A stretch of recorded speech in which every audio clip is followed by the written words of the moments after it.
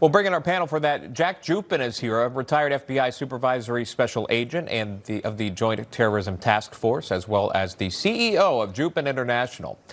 Lieutenant Randy Sutton is here, the founder of the Wounded Blue and a law enforcement veteran. Thank you both for being on. We do appreciate that. Lieutenant Randy Sutton, can I start with you? We're seeing this federalization of the police department, policing, really law enforcement is what is happening here. Cracking down on the violence that we've seen in the District of Columbia, and not just that, obviously the homelessness, cleaning up the streets around the Capitol. Why is there a divide on this, on keeping our nation's capital safe and clean? That's a great question because it's illogical. But let's look at how we got here. The radical ideology of the Metropolitan City Council, of the D.C. City Council, is how we got to this crisis. They have crushed the morale of the Metropolitan Police Department by enacting laws which are not only illogical, but they're dangerous. They basically have taken the public safety system and dismantled it piece by piece by enacting laws based on illogical ideology instead of public safety. And now, because it's so broken and the public safety is so endangered, that President Trump has taken this unprecedented action. Sure. And I think yesterday online, you might have noticed some folks weighing in with their own real world experience of having seen criminal acts take place in D.C. That also happened on an ABC News broadcast where a host brought up her own personal experience about crime in our nation's capital. Here's that moment. I can tell you firsthand here in downtown D.C. where we work, right here around our bureau, just in the past 6 months, there were 2 people shot. 1 person died, literally 2 blocks down here from the bureau.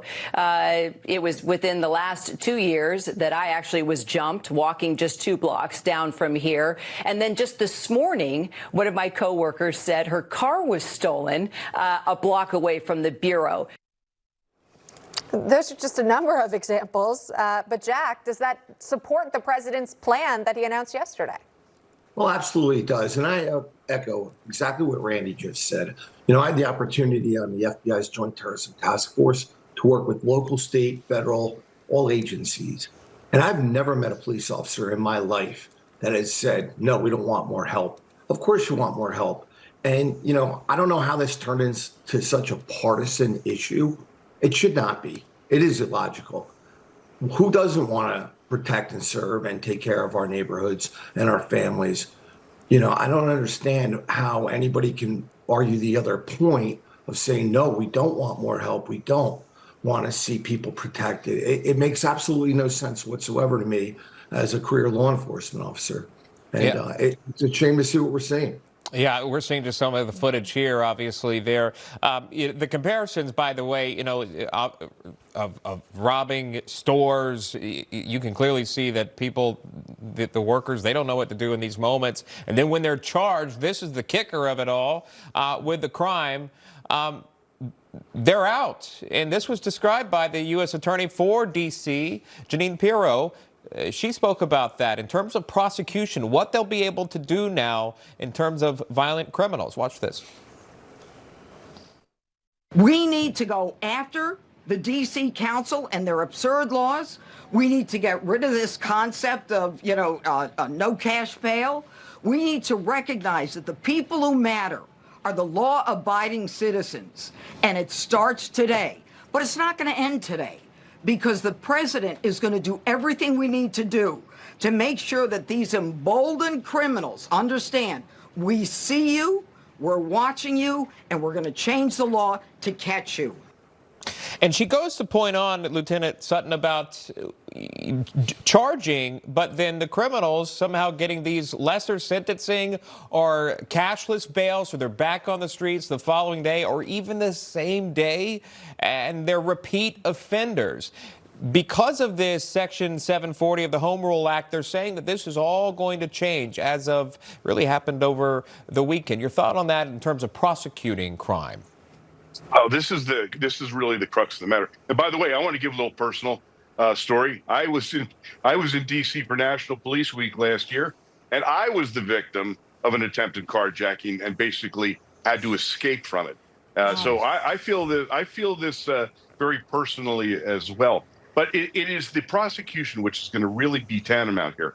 When we look at what has happened in the past with the no consequences for any violent crime or any crime, this has emboldened the criminal activity of D.C., not just D.C., but across the nation. But now we're discussing D.C. in particular, because the laws that have been passed by the city council have literally handcuffed the police.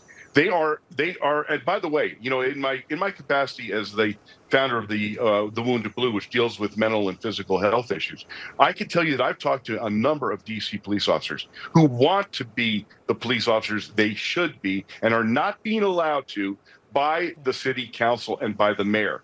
And I got to tell you, we're talking about police leadership as well here. There's a myriad of issues here, and I really pray that these are addressed in a really positive manner. Yeah, absolutely. We all do, by the way. We want everyone safe. Glad you were, Randy, in that moment. But again, just frightening situations to find yourself in. That is Lieutenant Randy Sutton alongside Jack Jupin. Thank you both. We'll have you back soon. Thank you.